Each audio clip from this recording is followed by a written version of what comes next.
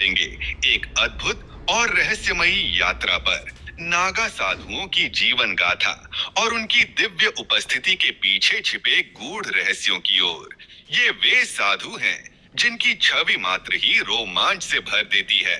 नग्न शरीर, भस्म का श्रृंगार और युद्ध कला में दक्षता। नागा साधु केवल तपस्वी नहीं, बल्कि सनातन धर्म के योद्धा हैं।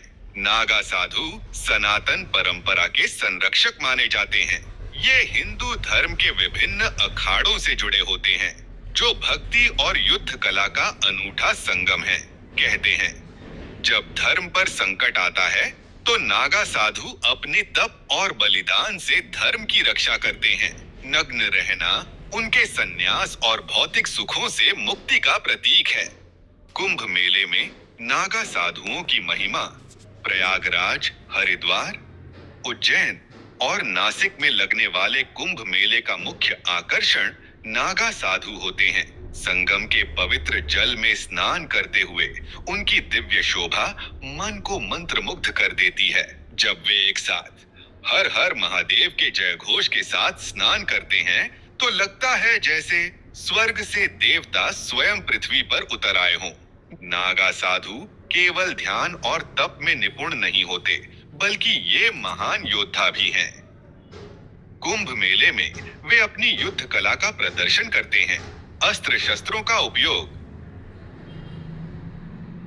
तलवारबाजी और कुश्ती जैसे दृश्य देखने वाले श्रद्धालुओं को अवाक कर देते हैं। ये कला केवल शक्ति का प्रतीक नहीं, बल्कि धर्म और सत्य की रक्षा के लिए उनके समर्पण का प्रतीक है। क्या आप जानते हैं, नागा साधु बनने के लिए व्यक्ति को 12 साल का कठोर तप करना पड़ता है। उनके दीक्षा समारोह में जीवन और मृत्यु का प्रतीकात्मक अनुभव कराया जाता है। ऐसा कहा जाता है कि दीक्षा के समय साधु अपने पिछले जीवन को त्याग कर एक नए जीवन में प्रवेश करते हैं। हम सभी ने नागा साधुओं के बारे में सुना है, लेकिन क्या कभी आपने इस शब्द की गहराई में जाकर उसकी सच्चाई जानने की कोशिश की है? आइए आज हम इस रहस्यमयी शब्द नागा के पीछे छिपे ऐतिहासिक और आध्यात्मिक रहस्यों को जानने की यात्रा पर निकलते हैं। नागा शब्द प्राचीन भारत से जुड़ा हुआ है और यह बहुत ही गहरे अर्थों से भरा है। नागा शब्द संस्कृत से निकला है, जिसका एक अर्थ है पर्वत पर रहने वाला।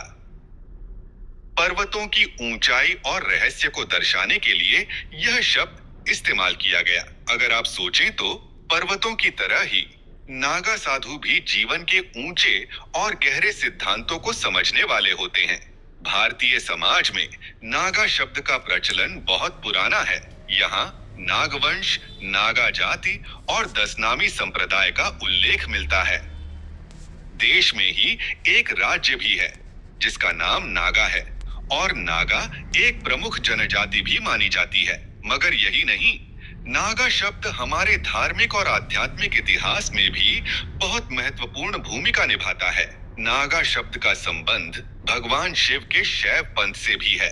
शैव धर्म में विशेष रूप से नाथ संप्रदाय, दशनामी संप्रदाय और नागा साधु के बीच गहरा संबंध पाया जाता है।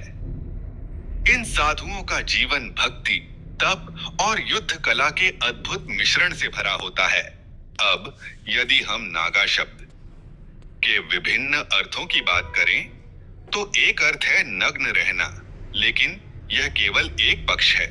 नागा का दूसरा अर्थ है युवा और बहादुर, लड़ाकू, जैसा कि कछारी भाषा में इसे युवा बहादुर लड़ाकू कहा जाता है।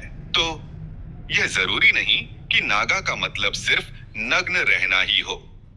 नागा साधुओं के नग्न रहने के पीछे एक गहरी मानसिकता और धार्मिक उद्देश्य है। उनका यह नग्नता बाहरी संसार से पूरी तरह से मुक्ति और आंतरिक पवित्रता को दर्शाता है।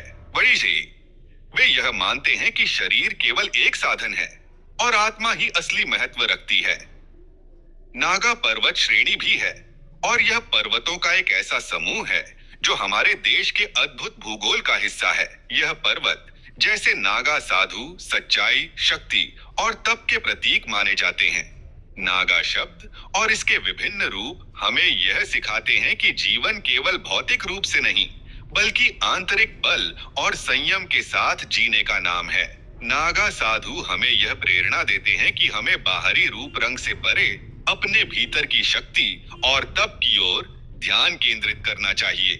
पर्व योद्धाओं की वीरता और साधुओं की तपस्या सब मिलकर नागा को परिभाषित करते हैं।